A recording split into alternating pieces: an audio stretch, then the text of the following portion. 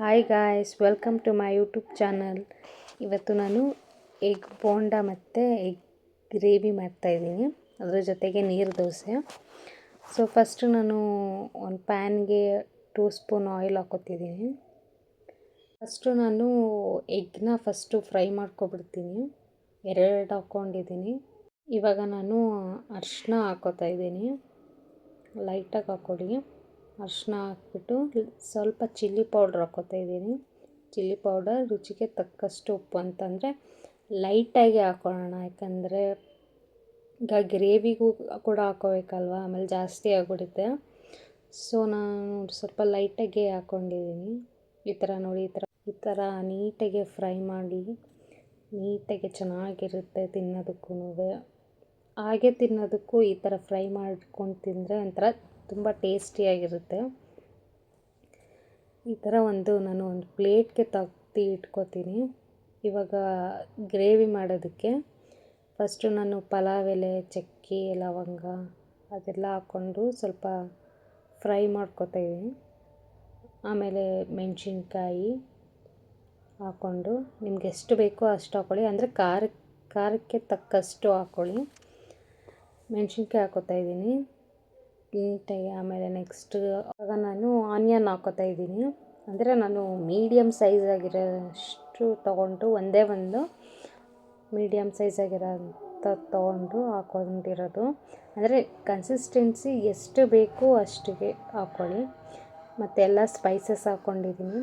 Chilli powder, coriander powder ಮತ್ತು ಗರಂ ಮಸಾಲ ಆದಷ್ಟು ಹಾಕ್ಕೊಂಡಿದ್ದೀನಿ. 3 ಸ್ಪೈಸಸ್ ಹಾಕ್ಕೊಂಡಿದ್ದೀನಿ. ಮತ್ತು 1½ ಟೊಮೆಟೊನ ಪೇಸ್ಟ್ ಮಾಡಿ ಹಾಕ್ಕೊಂಡಿದ್ದೀನಿ. ನೀಟಾಗಿ ಪೇಸ್ಟ್ ಮಾಡಿಕೊಂಡು ಹಾಕ್ಕೊಂಡಿದ್ದೀನಿ. ಈ ಥರ ನೀಟಾಗಿ ಫ್ರೈ ಮಾಡಬೇಕು. ಈ ಥರ ನೀಟಾಗಿ ಫ್ರೈ ಮಾಡ್ಕೋಬೇಕು. ಇವತ್ತು ಮದರ್ಸ್ ಡೇ ಆಗಿರೋದ್ರಿಂದ ಎಲ್ಲ ತಾಯಂದಿರಿಗೂ ಹ್ಯಾಪಿ ಮದರ್ಸ್ ಡೇ. ನೆಕ್ಸ್ಟ್ ನಾನಿವಾಗ ಮೊಸರು ಹಾಕ್ಕೋತಾಯಿದ್ದೀನಿ. ಒಂದು 2 ಸ್ಪೂನ್ ಆಗೋಷ್ಟು ಹಾಕ್ಕೊಂಡಿದ್ದೀನಿ ಅಷ್ಟೇ. ಈ ಥರ ಸಾಫ್ಟಾಗಿ ಬರುತ್ತೆ, ತುಂಬ ಚೆನ್ನಾಗಿ ಬರುತ್ತೆ. ನೋಡಿ, ಈ ಥರ ಬಂದಿದೆ. ಗಟ್ಟಿ ಅನಿಸಿದ್ರೆ ಸ್ವಲ್ಪ ಲೈಟಾಗಿ ನೀವು ನೀರು ಹಾಕ್ಕೋಬೋದು. ಈಗ ರುಚಿಗೆ ತಕ್ಕಷ್ಟು ಉಪ್ಪು ಹಾಕ್ಕೋತಾಯಿದ್ದೀನಿ. ಈಗ ಕೆಲವೊಬ್ಬರು ಚಿಲ್ಲಿ ಪೌಡ್ರು ಬೇಡ ಅಂತಂದರೆ ಬೇಕಾದ್ರೆ ಸಾಂಬಾರು ಪೌಡ್ರ್ ಆ ಥರ ನೀವು ಬೇಕಾದ್ರೆ ಯೂಸ್ ಮಾಡ್ಬೋದು. ಅದು ಒಂಥರ ತುಂಬ ಚೆನ್ನಾಗಿ ಬರುತ್ತೆ ಟೇಸ್ಟು. ನಾನು ಚಿಲ್ಲಿ ಪೌಡ್ರೇ ಯೂಸ್ ಮಾಡೋದು. ಅಂದರೆ ಈ ಥರ ಗ್ರೇವಿಗೆ, ಈ ಗ್ರೇವಿಗೆ ಅದನ್ನೇ ನಾನು ಯೂಸ್ ಮಾಡೋದು, ಚಿಲ್ಲಿ ಪೌಡರ. ಇವಾಗ ರೆಡಿ ಆಗಿದೆ. ನೆಕ್ಸ್ಟ್ ಇವಾಗ ನಾನು ಎಗ್ ಬೋಂಡ ಮಾಡ್ತಾಯಿದ್ದೀನಿ. ಬರೀ ಎಗ್ ವೈಟ್ ಮಾತ್ರ ತೊಗೋತಾ ಇರೋದು ನಾನು. ಯೆಲ್ಲೋ ಕಲರ್ ಇದೆಯಲ್ಲ ಅದನ್ನು ತೊಗೊಳ್ತಾ ಇಲ್ಲ. ಬರೀ ಎಗ್ ವೈಟ್ ಇರೋದನ್ನು ಸ್ಮಾಲಾಗಿ ಚಿಕ್ಕದಾಗಿ ಪೀಸ್ ಮಾಡ್ಕೋಬೇಕು. ಈ ಥರ ಕಟ್ ಮಾಡ್ಕೋಬೇಕು. 2 ತೊಗೊಂಡಿದ್ದೀನಿ ಅಷ್ಟೇ, ಅದೇ ಬೇಕಾದಷ್ಟು ಆಗುತ್ತೆ. ನಿಮಗೆ ಎಷ್ಟು ಬೇಕು ಅಷ್ಟು ತೊಗೋಬೋದು. ನಾನು 2 ತೊಗೊಂಡಿದ್ದೀನಿ. ಈ ಥರ ನೋಡಿ, ಈ ಥರ ಚಿಕ್ಕದಾಗಿ ಕಟ್ ಮಾಡ್ಕೋಬೇಕು. ಬೇಕಾದರೆ ನೀವು ಈವ್ನಿಂಗ್ ಟೈಮ್ಗೆ ಸ್ನ್ಯಾಕ್ಸ್ಗೆ ಕೂಡ ನೀವು ಮಾಡ್ಕೋಬೋದು. ಅಷ್ಟು ಚೆನ್ನಾಗಿರುತ್ತೆ, ಒಂಥರ ಟೇಸ್ಟ್ ಡಿಫ್ರೆಂಟಾಗಿರುತ್ತೆ. ನೆಕ್ಸ್ಟ್ ಇವಾಗ ನಾನು ಕಡಲೆ ತೊಗೋತಾಯಿದ್ದೀನಿ. ಒಂದು ಬೌಲ್ಗೆ ಅಂದರೆ 1 ಕಪ್ ಆಗೋಷ್ಟು ತೊಗೊಂಡಿದ್ದೀನಿ. ಅದರಲ್ಲಿ 1/4 ಭಾಗ ಅಷ್ಟು ಚಿಯಾ ಸೀಡ್ ತೊಗೊಂಡಿದ್ದೀನಿ. ನೆಕ್ಸ್ಟು ಸ್ವಲ್ಪ 1 2 ಸ್ಪೂನ್ ಆಗೋಷ್ಟು ಕಾರ್ನ್ಫ್ಲೋರ್ ತೊಗೊಂಡಿದ್ದೀನಿ. ಒಂದೇ ಒಂದು ಮೊಟ್ಟೆನ ಒಡೆದು ಹಾಕ್ಕೋಬೇಕು. ತುಂಬ ಚೆನ್ನಾಗಿ ಬರುತ್ತೆ ಟೇಸ್ಟ್. ಇದಕ್ಕೆ ಮೊಟ್ಟೆನೂ ಕೂಡ ಒಡೆದು ಹಾಕ್ಕೊಂಡು ಚೆನ್ನಾಗಿರುತ್ತೆ. ಬೇಕಾದರೆ ನೀವು, ಇವಾಗ ನಾನು 2 ತೊಗೊಂಡಿದ್ದೀನಿ ಅಲ್ವಾ, ಅದಕ್ಕೆ ನಾನು 1 ಮೊಟ್ಟೆ ಹಾಕ್ಕೊಂಡಿರೋದು.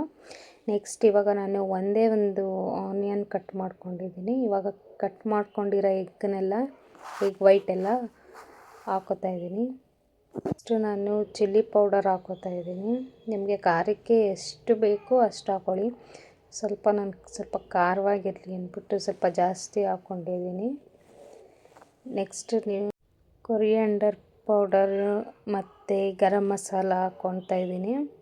ನಾನು ಕೊರಿಯಾಂಡರ್ ಪೌಡರ್ ಹಾಕ್ಕೊಂಡಿಲ್ಲ, ಬರೀ ಗರಂ ಮಸಾಲ ಪೌಡರ್ ಹಾಕ್ಕೊಂಡಿದ್ದೀನಿ. ಬೇಕಾದರೆ ನೀವು ಹಾಕ್ಕೋಬೋದು, ಆಪ್ಷನಲ್ ಅದು. ರುಚಿಗೆ ತಕ್ಕಷ್ಟು ಉಪ್ಪು. ಹಾಕ್ಕೊಂಡು ಮತ್ತು ನೆಕ್ಸ್ಟ್ ಪೆಪ್ಪರ್ ಪೌಡರ್ ಹಾಕೋತಾ ಇದ್ದೀನಿ ಸ್ವಲ್ಪ. ಅದು ಸ್ವಲ್ಪ ಚೆನ್ನಾಗಿರುತ್ತೆ. ನೀವು ಪೆಪ್ಪರ್ ಪೌಡರ್ ಕೂಡ ಆಪ್ಷನಲ್, ಬೇಕಾದರೆ ಹಾಕೋಬೋದು. ಸೊ ಟೇಸ್ಟ್ ಅದೇ ಒಂಥರ ಚೆನ್ನಾಗಿರುತ್ತೆ. ಈಗ ನೀಟಾಗಿ ಮಿಕ್ಸ್ ಮಾಡ್ಕೋಬೇಕು. ಈ ಥರ ಮಿಕ್ಸ್ ಮಾಡ್ಕೊಂಡ್ರಿ ನೀಟಾಗಿ. ಅದೇನಾದರೂ ಸಾಕಾಗಿಲ್ಲ ಅಂತ ಅಂದರೆ ಬೇಕಾದರೆ ನೀವು ನೀರು ಕೂಡ ಹಾಕೋಬೋದು. ಸೊ ನೀರು ಕೂಡ ಹಾಕೋಬೋದು, ಇಲ್ಲಾಂದರೆ ಹಾಗೆ ಕೂಡ ಮಿಕ್ಸ್ ಮಾಡ್ಬೋದು. ನೀರು ಬೇಡ ಅಂತ ಅಂದರೆ ಇನ್ನೊಂದು ಮೊಟ್ಟೆ ಕೂಡ ನೀವು ಯೂಸ್ ಮಾಡ್ಬೋದು, ಅದನ್ನು ಬೇಕಾದರೆ ಹಾಕೋಬೋದು. ಸೊ ಎರಡರಲ್ಲಿ ಯಾವುದಾದ್ರೂ ಆಪ್ಷನಲ್, ನಿಮ್ಗೆ ಯಾವ್ದು ಇಷ್ಟ ಆಗುತ್ತೆ ಅದನ್ನು ಹಾಕೋಬೋದು. ಸೊ ನೋಡಿ ಈ ಥರ ಹಾಕ್ಕೊಂಡಿದ್ದೀನಿ. ಸೊ ಮೇಲ್ಗಡೆ ನಾನು ಕರ್ಬೇವಿನ ಸೊಪ್ಪು ಅದನ್ನು ಹಾಕ್ಕೊಂಡಿದ್ದೀನಿ. ಸೊ ಈಗ ಎಣ್ಣೆ ಕಾದಿದೆ. ಸೊ ನಾನು ಲೋ ಫ್ಲೇಮಲ್ಲಿ ಬೇಯಿಸ್ಕೊಂಡ್ರೆ ಚೆನ್ನಾಗಿ ಬರುತ್ತೆ, ಅಂದರೆ ಸ್ವಲ್ಪ ಕ್ರಿಸ್ಪಿಯಾಗಿ ಬರುತ್ತೆ. ಸೊ ಹೈ ಫ್ಲೇಮಲ್ಲಿ ಬೇಯಿಸಿದ್ರೆ ಈಗ ಸೀದೋಗೋದು ಆ ಥರ ಆಗಿಬಿಡುತ್ತೆ, ಅಷ್ಟು ಚೆನ್ನಾಗಿ ಬರೋಲ್ಲ. ಸೊ ಲೋ ಫ್ಲೇಮಲ್ಲೇ ನೀಟಾಗಿ, ಆಗ ಎಲ್ಲ ಕಡೆಯೂ ಕೂಡ ಬೆಂದಿರುತ್ತೆ, ಆವಾಗ ತುಂಬ ಚೆನ್ನಾಗಿರುತ್ತೆ ತಿನ್ನೋದಕ್ಕೂ ಕೂಡ. ಸೊ ನೀವು ಕೂಡ ಮನೇಲಿ ಟ್ರೈ ಮಾಡಿ. ಈ ಥರ ಯಾವಾಗಲೂ ಒಂದೇ ಥರ ಬಜ್ಜಿ ಬೋಂಡ ಆ ಥರ ತಿನ್ನೋದಕ್ಕಿಂತ ಅದೇ ಥರದರಲ್ಲೇ ಸ್ವಲ್ಪ ಚೇಂಜಸ್ ಮಾಡ್ಕೊಂಡು ತಿಂದರೆ ತುಂಬ ಚೆನ್ನಾಗಿರುತ್ತೆ. ಬೇರೆ ಥರ ಟೇಸ್ಟ್ ಕೂಡ ಇರುತ್ತೆ. ಬೇಕಾದ್ರೆ ಯಾರು ಗೆಸ್ಟ್ ಕೂಡ ಬಂದಾಗ ನಾವು ಕ್ವಿಕ್ಕಾಗಿ ಮಾಡಿಕೊಡ್ಬೋದು. ಮತ್ತು ಒಂಥರ ಸಿಂಪಲ್ ಆ್ಯಂಡ್ ಟೇಸ್ಟಿಯಾಗಿರುತ್ತೆ. ಸೊ ಈ ಥರ ನೀವು ಕೂಡ ಮಾಡ್ಕೊಂಡು ತಿನ್ನಿ, ತುಂಬ ಚೆನ್ನಾಗಿರುತ್ತೆ. ನಾನಿದು ಒಂದು ಸೆಕೆಂಡ್ ಟೈಮ್ ಏನೋ ಟ್ರೈ ಮಾಡ್ತಾ ಇರೋದು. ಫಸ್ಟ್ ಟೈಮ್ ನಾನು ಟ್ರೈ ಮಾಡಿದಾಗ ತುಂಬ ಚೆನ್ನಾಗಿ ಬಂದಿತ್ತು. ಸೊ ಈಗಲೂ ಕೂಡ ಹಂಗೆ ತುಂಬ ಚೆನ್ನಾಗಿ ಬಂದಿದೆ. ಅದೇ ಥರ ಟೇಸ್ಟ್, ಕ್ರಿಸ್ಪಿನೆಸ್ ತುಂಬ ಚೆನ್ನಾಗಿತ್ತು. ನೀವು ಕೂಡ ಮಾಡ್ಕೊಂಡು ತಿನ್ನಿ, ನಿಮಗೂ ಇಷ್ಟ ಆಗುತ್ತೆ. ಇವಾಗ ನಾನು ನೀರು ದೋಸೆ ಹೆಂಗೆ ಮಾಡೋದು ಅಂತ ಹೇಳ್ತೀನಿ. ಏನಿಲ್ಲ, ಸಿಂಪಲ್. ಫಸ್ಟು ನಾನು ಒಂದು ಅಕ್ಕಿನ 2 to 3 hours ನೆನೆಸ್ಬಿಟ್ಟು ಅದನ್ನ ರುಬ್ಬಿ, ಅದು ನಮಗೆ ಎಷ್ಟು ಕನ್ಸಿಸ್ಟೆನ್ಸಿ ನೀಟಾಗಿ ತೆಳ್ಳಗೆ ಮಾಡಿಕೊಂಡು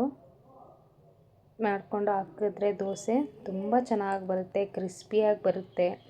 ಸೊ ಇದು ಒಂದು ಸೈಡ್ ಅಷ್ಟೇ ಬೇಯಿಸೋದು. ಇವಾಗ ಬೆಂದಿರುತ್ತೆ, ಇದನ್ನು ಜಾಸ್ತಿ ಬೇಯಿಸೋ ಅಂಥದ್ದು ಏನಿಲ್ಲ, ಇದು ಬೇಗ ಬೇಯುತ್ತೆ. ಇವಾಗ ಕಿತ್ತೋಗೋದು ಆ ಥರ ಏನೂ ಆಗೋಲ್ಲ, ತುಂಬ ಚೆನ್ನಾಗಿ ಬರುತ್ತೆ. ನೋಡಿ ಎಷ್ಟು ಚೆನ್ನಾಗಿ ಬರ್ತಿದೆ ಅಂದರೆ ಎಲ್ಲೂ ಕೂಡ ಕಿತ್ತೋಗೋದು ಆ ಥರದ್ದೆಲ್ಲ ಆಗ್ತಿಲ್ಲ. ಸೊ ನೀವು ಕೂಡ ನೆಕ್ಸ್ಟ್ ಇದನ್ನು ಟ್ರೈ ಮಾಡಿ, ಈಸಿಯಾಗಿ ಮಾಡ್ಬೋದು. ಕ್ವಿಕ್ ರೆಸಿಪಿ ಇದು. ನೋಡಿ ಎಷ್ಟು ಚೆನ್ನಾಗಿ ಬಂದಿದೆ. ಸೊ ಈ ವಿಡಿಯೋ ನಿಮಗೆ ಇಷ್ಟ ಆಗಿದರೆ ಲೈಕ್ ಮಾಡಿ, ಶೇರ್ ಮಾಡಿ, ಕಮೆಂಟ್ ಮಾಡಿ. Thank you for watching.